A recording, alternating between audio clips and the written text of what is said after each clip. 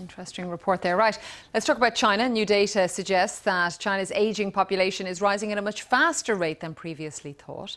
Latest figures suggest that by 2050, more than a third of China's 1.4 billion people will be elderly. So that is a significant rise from 7 years ago, when statistics suggested a quarter of the population, in fact, would be over the age of 65. Now, let's get more from our China media analyst, Kerry Allen, who joins me. Kerry, great to have you with us. How did they get the figures so wrong? Instead of a quarter, they believe it'll now be a third over 65 by 2050.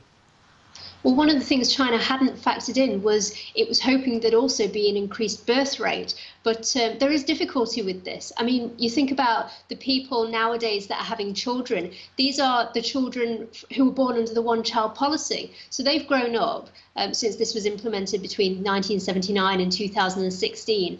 And this was a very controversial policy originally. It was preferred that people had male children rather than female children. And a lot of people nowadays, well, there are millions more males than females in China, and this generation there's a problem with there's more men than women, and they're not meeting partners. So yeah, this is one of the reasons that the birth rate isn't catching up.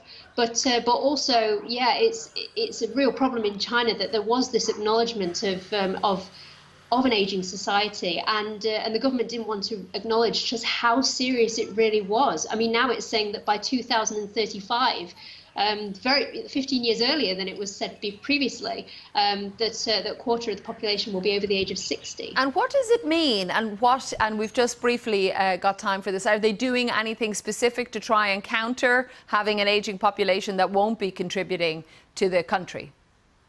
Yes, they are, yes. So a number of ministries, like the Ministry of Civil Affairs and the Ministry of Education, have started rolling out plans. They've said that by 2022, they want to have a national plan in place. And this involves both 2 million people recruited in the nursing industry to look after the elderly, but also vocational colleges and schools, universities, people basically being trained in both childcare in the hope that people will be having more children, and also elderly care as well. But there is this problem that this middle generation have to look after everybody, the elder and the younger.